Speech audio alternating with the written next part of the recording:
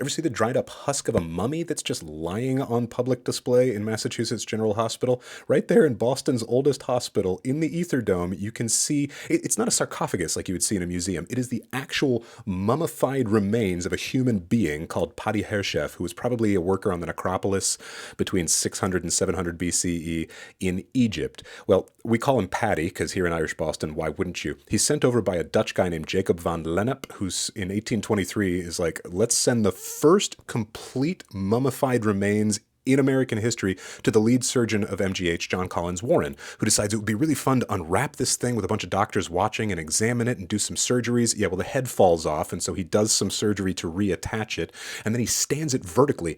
Patty is literally standing there, and 23 years later witnesses the first surgery using ether as an anesthetic right there in what we now call the Ether Dome.